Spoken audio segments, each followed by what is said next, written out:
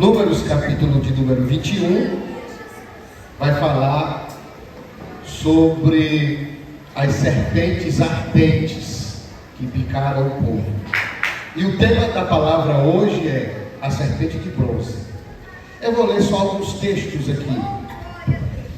Capítulo 21, versículo 1 diz: ouvindo o cananeu, rei de Arade, que habitava para a banda do sul, que Israel vinha pelo caminho dos espias, pelejou contra Israel e dele levou alguns deles por prisioneiros.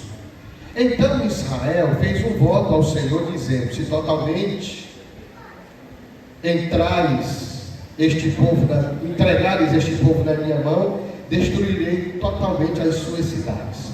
O Senhor, pois, ouviu a voz de Israel e entregou os cananeus, que foram destruídos totalmente, eles e as suas cidades. E o nome daquele lugar chamou-se Horma, ou Horma. Bem, o capítulo de número 21, olha para cá, por gentileza. Ele está dividido em 3 episódios. O primeiro episódio é um episódio de uma guerra, e nessa guerra os judeus são levados prisioneiros. Essa guerra é chamada de Guerra de Horma, certo? O versículo 1 que eu li diz que Israel estava passando pelo caminho, lá no sul, lá pertinho do Mar Morto. Estavam passando pelo Mar Morto, atravessando um pedaço do Vale de Sal e do Negueb. E houve uma batalha nesse lugar. O rei Arate guerreou, capturou alguns israelitas e ficou com eles presos. Presta atenção como é que vai iniciar essa palavra sobre a Santa Ceia. Então, pelo comando de Moisés, Israel fez um voto ao Senhor. E o voto dizia o seguinte: se o Senhor me der vitória contra Arate e colocar ele nas minhas mãos, eu vou destruir essas cidades, vou destruir de tudo. E o Senhor libertar os soldados que estão lá, nós vamos dar um testemunho disso e vamos prescrever isso como um memorial. Foi isso que eles fizeram. E a Bíblia diz que o Senhor deu vitória a Moisés, deu vitória aos israelitas, eles venceram a batalha, e a conclusão de tudo isso é que eles colocaram o nome da batalha como um memorial para ficar para sempre, para pagar o voto.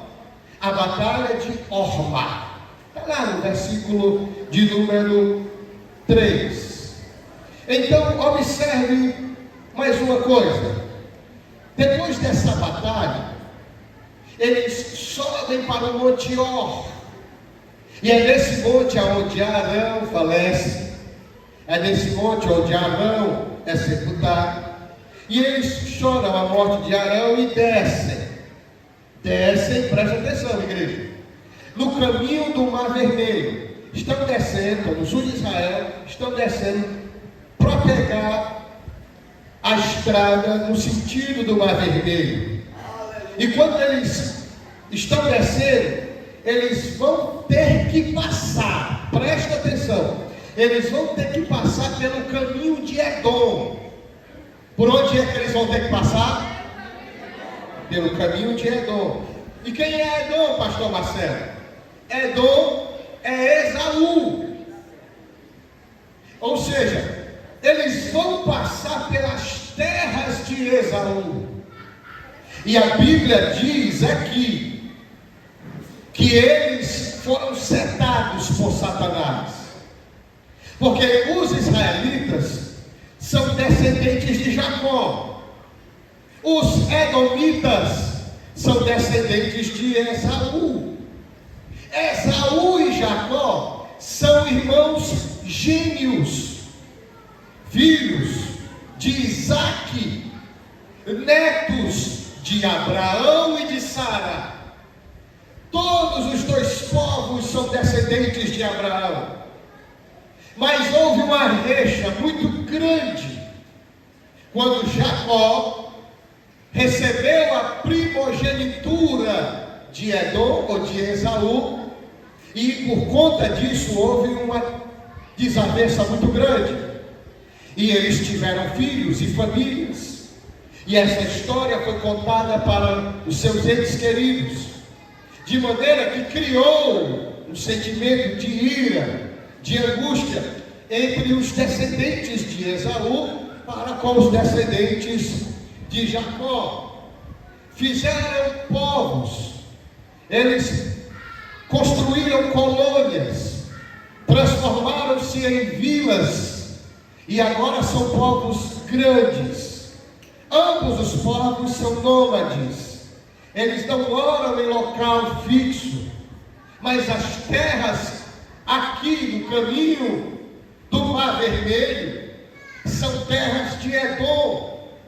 E a Bíblia diz que depois que eles vencem o rei Arad, depois que eles colocam o nome da batalha, como a batalha de Ormá, depois que eles choram a morte de Arão e descem no caminho do mar, a Bíblia diz que eles se angustiaram.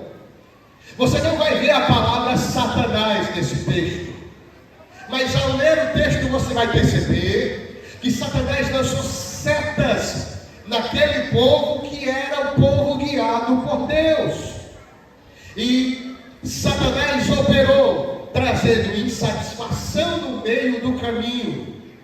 Quem traz satisfação para as pessoas que estão caminhando para a vitória é o diabo, e o diabo só traz insatisfação no meio do caminho. É no meio do caminho que o povo fica impaciente, é no meio do caminho que o povo fica desgostoso, é neste contorno de terras que vai ter um conflito familiar, e setas são dissipadas no meio das famílias. E adivinha, irmãos, quando tem um confronto, quando tem uma confusão, quando tem um disparate, quando tem uma intriga, no meio dessas falácias e de sentimentos, tem que haver um culpado. Alguém vai ser a vítima, alguém vai ser o causador de todos os problemas. E adivinha quem é que recebe a culpa nessa hora? O povo se angustia porque estão passando nas terras de Esaú, e eles imaginam vai ter uma nova batalha, dessa vez uma batalha contra entes, contra parentes, e o povo se revolta, e adivinha contra quem? O povo se revolta primeiro contra Deus, e em segundo lugar o povo se revolta contra aquele que Deus escolheu para abençoar o povo. Não é à toa, irmãos, que Satanás percebe que se a pessoa ficar insatisfeita com o que Deus dá a ela, essa pessoa será amaldiçoada e perderá a bênção e a direção de Deus. Quem está entendendo? A Bíblia diz que o diabo, ele é psicólogo. Diz isso? A Bíblia diz que ele é sagaz. Mas eu digo que ele é um sagaz observador. Ele observa o costume dessa pessoa, a cultura dessa pessoa. E se ele ver alguém que tem o costume e a cultura parecida com essa pessoa, ele sabe que tipo de empresa é essa. A Bíblia diz que ele é como um felino, como um predador, que busca, que range como um leão, buscando a quem possa tragar. Um predador, irmãos, ele sabe como predar a sua presa. Ele é descrito como serpente. A serpente, quando quer predar, ela fica quieta, ela tem uma virtude de paciência, ela não se apressa e não se angustia para pegar a presa. E Satanás percebe que se o homem ficar insatisfeito, impaciente com aquilo que Deus entrega a ele, este homem será infortunado, amaldiçoado, perderá a sua bênção. Veja o que acontece com Adão. Quem jogou insatisfação no coração de Adão foi Satanás. Quem jogou insatisfação no coração de Eva foi o diabo. As mensagens que o diabo trouxe para Eva eram mensagens contrárias Eva ficou insatisfeita e pecou. Adão ficou insatisfeito e pecou. O resultado do pecado de Adão e de Eva é que eles foram infortunados, perderam a bênção de Deus, perderam a aproximação de Deus. Se você olhar para a sua Bíblia e observar o comportamento de Diná, a única filha de Jacó, o diabo ceda Diná, e Diná fica insatisfeita com as princesas de Israel, com os filhos de Israel, e ela agora quer matar a sua insatisfação nas terras de Siquém, e é nas terras de Siquém que ela perde a sua doçura, perde a sua bênção e perde a aproximação de Deus. Quem joga seta nesse povo do Senhor, na caminhada de conquista a Canaã, é o diabo. Quem tenta jogar setas na caminhada da nossa jornada é o diabo. Receba essa orientação. O diabo vai tentar jogar setas no teu casamento, na caminhada do teu casamento, na caminhada da tua felicidade, na construção dos teus filhos e netos, na educação daqueles que são de dentro da tua casa. O diabo pode jogar setas na caminhada que nós temos de jornada a Canaã espiritual. O diabo pode tentar jogar setas para tentar te colocar insatisfeita com aquilo que Deus coloca na tua vida. E a Bíblia diz no versículo 4, que partiram para o Monte Or, e pelo caminho do Mar Vermelho, ao arrodear as terras de Edom, o povo se angustiou. Como é que alguém se angustia diante de tanta bênção? Como é que alguém fica insatisfeito com tantos milagres e com uma aproximação tão real, a qual foi a de Deus? O povo angustiou-se porque poderia ter guerra, justamente porque o Senhor estava guiando esse povo. Veja qual é o contexto. O povo vê o mar se abrindo, o povo vê cair do céu o maná para alimentar eles na terra. O povo vê água brotando da rocha pura, água cristalina. O povo vence batalhas irracionais contra reis e povos mais fortes. O povo está no deserto, e no deserto o povo recebe despojos de batalhas. O povo está no deserto, e o povo enriquece no meio do deserto, porque recebe as joias, o metal, o bracelete, os utensílios de bronze, muitas peças de ouro. O povo fica rico no meio das batalhas. O povo experimenta águas amargas e reclama, e Deus diz: Moisés, pega um fecho de madeira e joga nas águas, e as águas ficam potáveis, límpidas. O que era águas amargosas se tornam águas agradáveis. O povo fica insatisfeito, mas está caminhando de noite, e Deus manda uma coluna do céu à terra, uma chandeira de fogo, para aquecer o povo, e o povo não ter frio durante a noite, e afastar os animais peçonhentos. O povo caminha pelo deserto, e Deus manda uma nuvem, como se fosse a sua mão, para que o povo não fique desidratado, a pele não envelheça, o cabelo não caia, e o povo não seja queimado pelo sol. O milagre é tão grande que as roupas não envelhecem, os meninos estão crescendo, e o sapato e a sandália crescem proporcional ao crescimento do pé. A roupa cresce com a criança crescendo. O povo enriquece no deserto. O povo vê a bênção de Deus no deserto. O povo passa a prova, porque deserto é lugar de prova, mas o deserto é o único lugar que as pessoas vão ver o milagre de Deus acontecer diante dos seus olhos. Aleluia!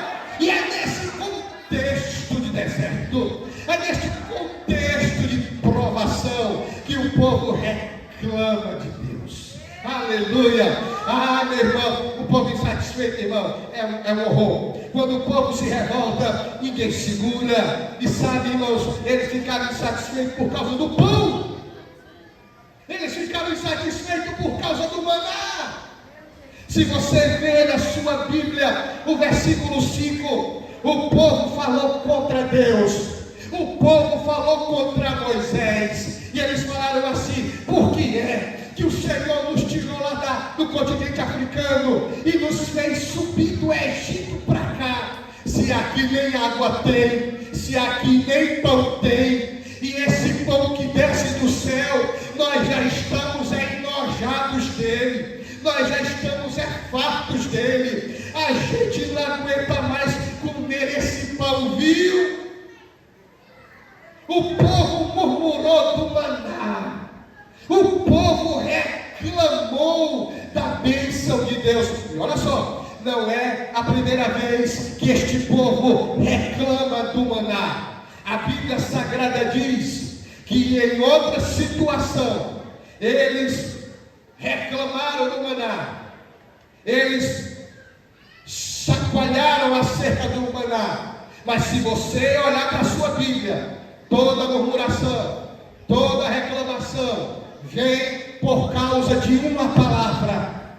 Toda murmuração vem por causa de uma palavra. Se você abrir a sua Bíblia em Números, abre aí, Números capítulo de número 11. Aliás, Números capítulo de número 21, versículo de número 6. Você vai ver a seguinte palavra. Então, aliás, 11, versículo 6. 11, Números capítulo 11, versículo 6. Abra aí para você ver. Aleluia. Oh, glória a Deus. Veja só o que está escrito lá. Versículo 6. Mas agora a nossa alma se seca. A nossa alma se seca. Coisa nenhuma há, senão este vil maná diante dos nossos olhos. Veja o versículo 4 do capítulo 11. Olha a palavra. E o vulgo, diga bem alto. E o vulgo, diga mais alto. E o de novo. Quem é esse vulgo? E o vulgo que estava no meio deles veio a ter grande desejo, pelo que os filhos de Israel tornaram a chorar e disseram: quem nos dará carne a comer? Veja o que é que o vulgo faz eles se lembrarem. Lembramos dos peixes que no Egito nós comíamos de graça. Lembramos dos pepinos, dos melões, dos porros. Que é porro, pastor? Porro é a palha do alho. Das cebolas, dos alhos que nós comíamos. Quem foi que fez esse povo se lembrar da cebola, do alho e dos porros? Foi o vulgo. Quem é esse vulgo, pastor Marcelo? Esse vulgo, ou populacho, são os egípcios que estavam no meio do povo. É Deus que tira o povo do Egito. Mas tem gente que sai do Egito, mas permanece com aliança e comunhão com o vulgo populacho do Egito. É gente que Deus tira do Egito. Eles tiram o Egito de dentro deles, mas eles gostam de ouvir o que o populacho do Egito tem a dizer. E sabe que o populacho do Egito faz? O vulgo do Egito é o instrumento que Satanás vai utilizar para tentar deixar qualquer uma pessoa aqui insatisfeita. Porque o vulgo do Egito, o populacho do Egito, faz o povo do Senhor ser manipulado. E esta manipulação tem eficácia. E a manipulação é cheia de mentira. E a mentira é tão forte que eles pensaram: é mesmo, Quando a gente estava lá no Egito, a gente comia cebola de graça. A manipulação era tão forte que eles disseram: é mesmo, esse pão que vem do céu é vil. Bom era o porro que a gente comia, o resto, o capim, a palha do alho, chega ardia nos nossos olhos quando a gente botava na boca. É verdade, o alho é bom, a gente comia de graça. Satanás cega tanto, de uma maneira com tanta eficácia, que eles se esqueceram que escravo não recebe nada de graça. Escravo recebe a chibatada do espinhaço. Escravo é amarrado e não tem liberdade. Escravo come, recebe, porque tem alguém que tem interesse nesta pessoa, porque essa pessoa gera algum tipo de prazer e de lucro para o seu Senhor. E eu já escutei de muita gente dizendo: quando eu não era crente eu andava de calção, e eu tenho saudade, pastor, de andar de calção. Eu tenho saudade de andar de fio dental. Oh, como eu tenho saudade de botar aquela dose na boca. Quando eu passo, eu sinto água na boca assim. Quando eu sinto aquele cheiro de mato, chega a fico lombrado. É o Satanás que faz você se lembrar do adultério. É o cão que faz você se lembrar da vida preguiça que você tinha no passado, namorando com 3 mulheres, namorando com 5 homens, tendo uma vida de mentira, de pornografia. Mas o Satanás, ele vai ser repreendido, porque a palavra do Senhor é quem gera a santidade da nossa vida. Quando essas coisas vierem na tua mente, quer um conselho? Clama o sangue de Jesus, porque no sangue de Jesus há poder. Quando vir na sua mente a vontade de pecar, quando você começar a se lembrar do passado, diga: o sangue de Jesus tem poder. O Senhor repreenda este mau pensamento. Não deixa Satanás fazer mil na tua cabeça, mas antes, pelo contrário, repreende esse populacho, este vulgo, em nome de Jesus. Aleluia, aleluia. Gente que anda na carne reclama do pão de Deus. Diga bem alto aí: gente que anda na carne reclama de tudo que é de Deus. É verdade, irmão. Como é que a pessoa tem coragem de abrir a boca? Deus só manda pra gente este pão nojento, este pão vil. Era isso que o povo estava dizendo. Pão nojento e pão vil. Era isso que o povo estava dizendo. Está registrado em Números 21, versículo 6. Não há coisa nenhuma. Ele chamou o pão, o maná, de coisa nenhuma. Não há coisa insignificante. É um pão vil. Nós já estamos enjoados daquilo que é de Deus. É um perigo quando alguém está enjoado de cantar. É um perigo quando alguém está enjoado de dobrar o joelho antes de chegar no culto de doutrina. É um perigo quando alguém fica conversando aí na frente da igreja e nos corredores e não entra para adorar. Há um perigo muito grande. A luz amarela já acendeu quando alguém não tem força para glorificar Jesus. O perigo é maior quando alguém se esconde de fazer a obra do Senhor, de pregar o Evangelho. O perigo está diante dos teus olhos quando você tem medo da Santa Ceia. Mas eu dou um conselho: você foi chamado para servir ao Senhor em espírito e em verdade. Quem está entendendo o sermão? Você quer saber o que é que a Escritura fala acerca do maná? Se você abrir sua Bíblia no Salmo 78, no versículo de número 23 e no versículo 24, diz assim: o 23 do Salmo 78: posto que tiveste mandado as altas nuvens, de cima das altas nuvens, e tivesse aberto as portas dos céus, e fez chover sobre eles o maná para comer, e lhes tiver dado trigo do céu. Olha o que é que a Escritura diz: o que é o maná? É o trigo do céu. E a Bíblia diz no versículo 25 que cada um comeu o pão dos poderosos. Em algumas versões, cada um comeu o pão dos anjos. Aleluia! Sabe o que é que a Bíblia diz sobre o maná? Salmo de número 105, versículo de número 40. Eles oraram, e o Senhor mandou cordonizes do céu, e saciou a fome deles com pão do céu. Era maná do céu e carne fresca de codorna.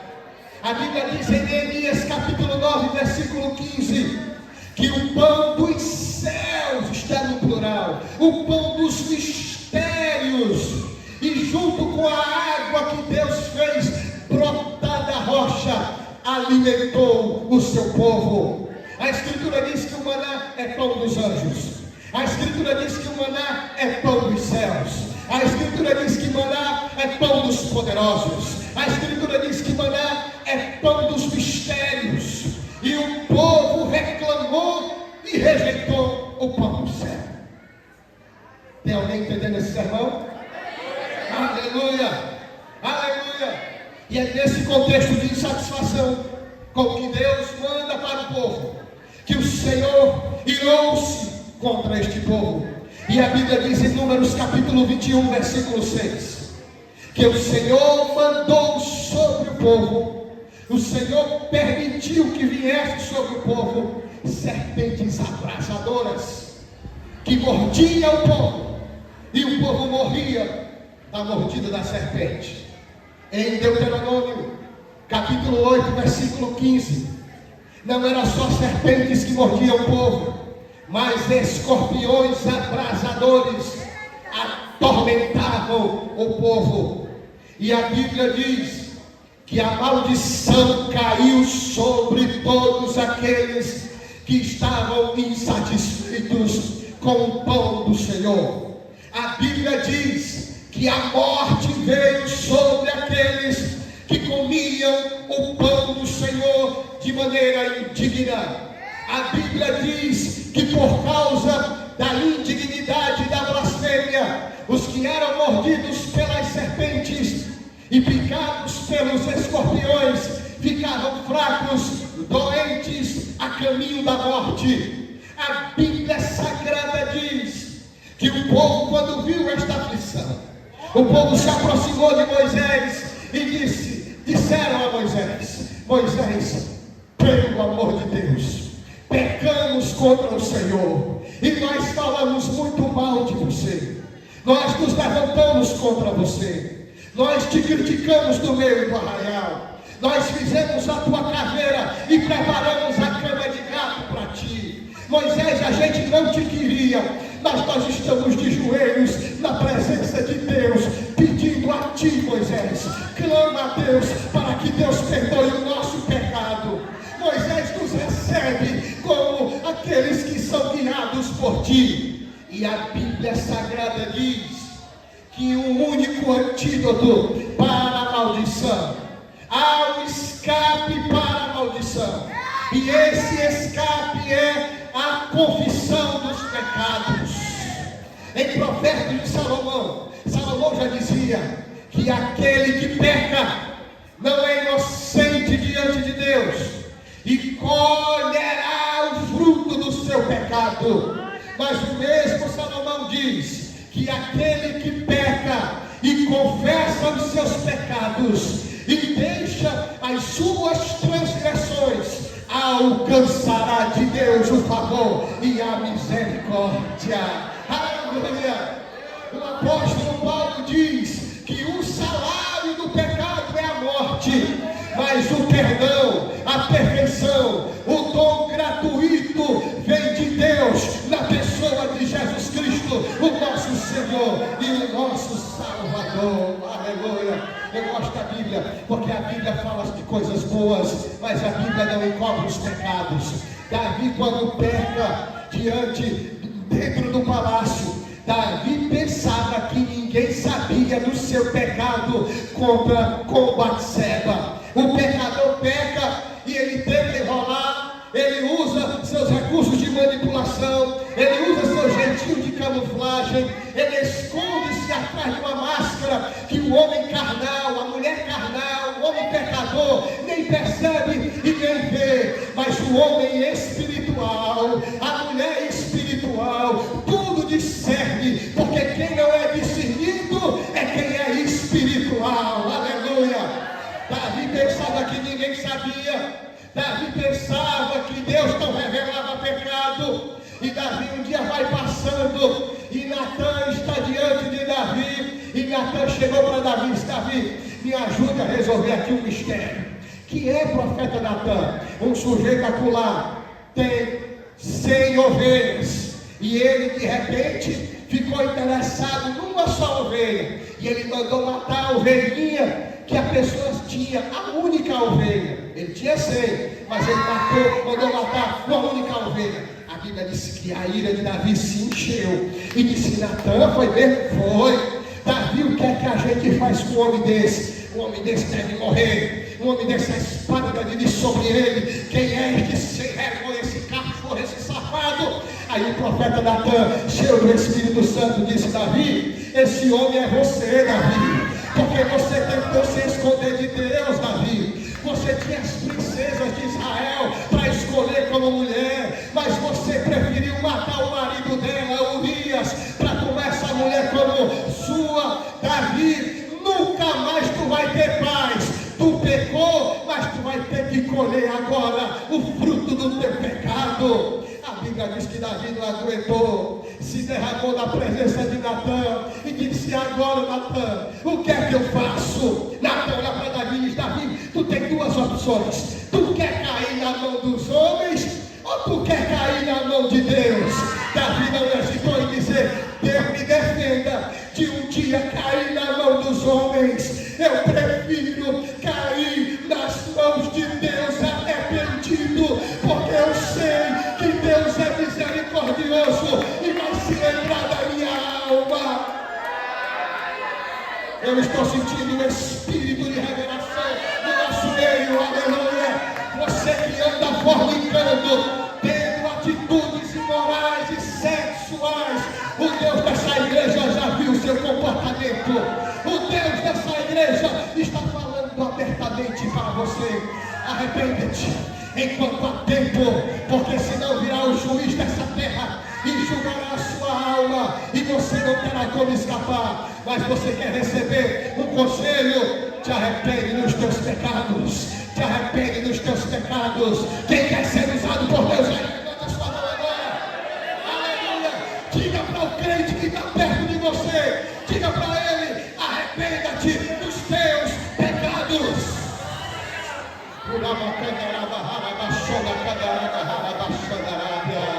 Se tem alguém que ficou chateado aí, não fique não, porque só tem um no nosso meio que não tem pecados. Quem é, pastor? É o presbítero Carlinhos? É não, ele tem pecado. É o Rigonó? Esse tem pecado também. Quem é? É o nosso filho, coitado dele, ele tem pecado. É o senhor, pastor? Não, senhor. Quem não tem pecado e está no nosso meio é Jesus de Nazaré, o homem de branco, aquele que se assenta no meio da igreja, no meio do céu, no meio dos 7 candelabros, e está passeando no meio dessa igreja, olhando para cada um, dando a bênção, dando a vitória e te chamando para a mesa da reconciliação.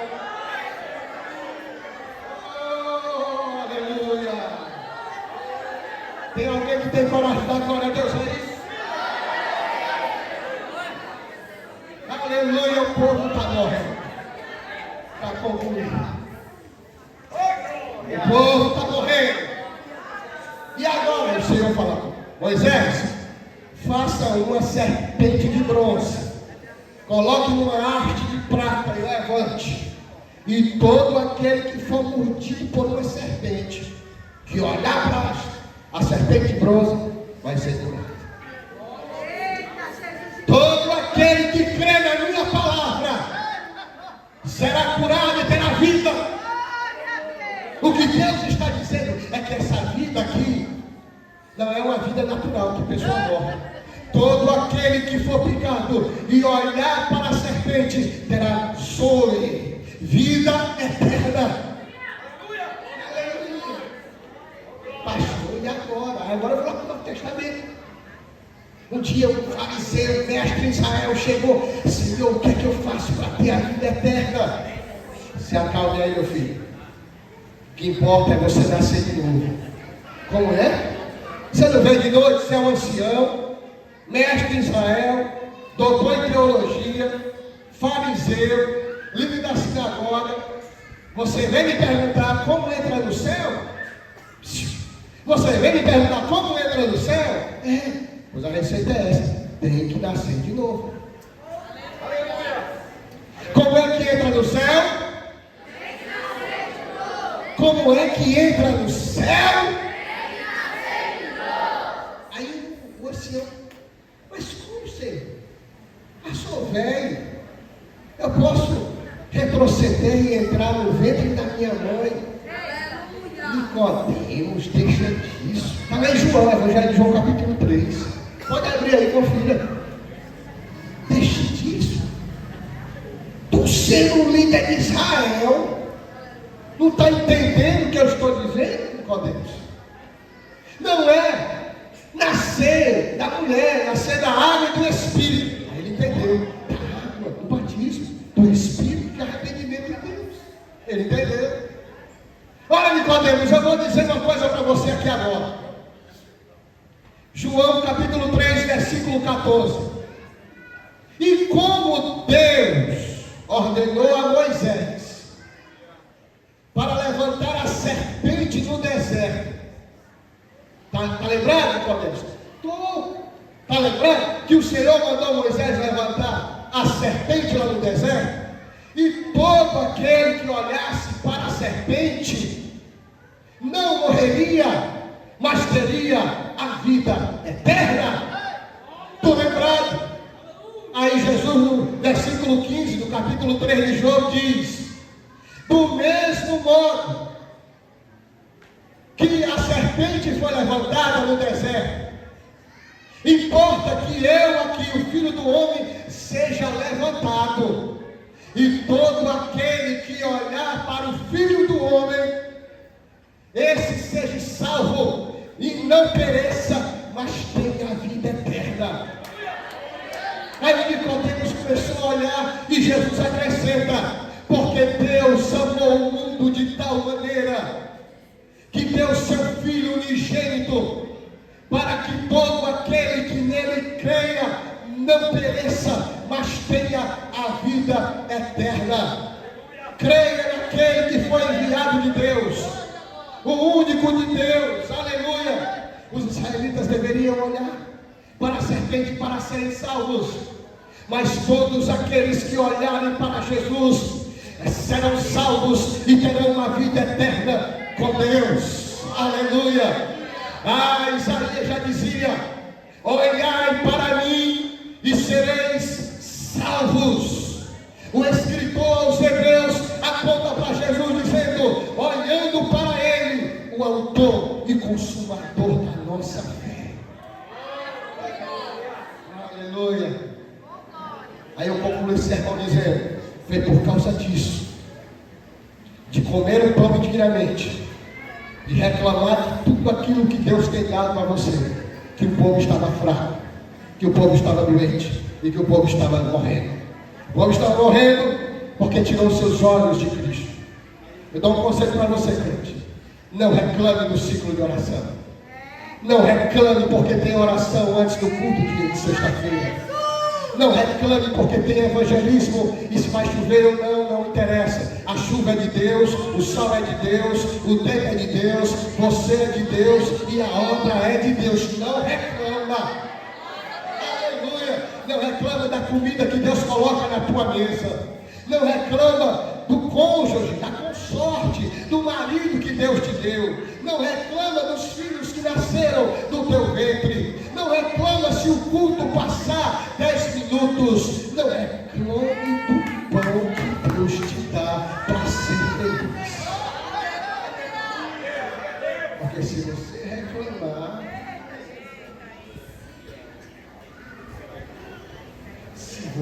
reclamar, você vai colher o fruto da sua reclamação. Quem recebe essa palavra? Que Deus em Cristo abençoe a todos.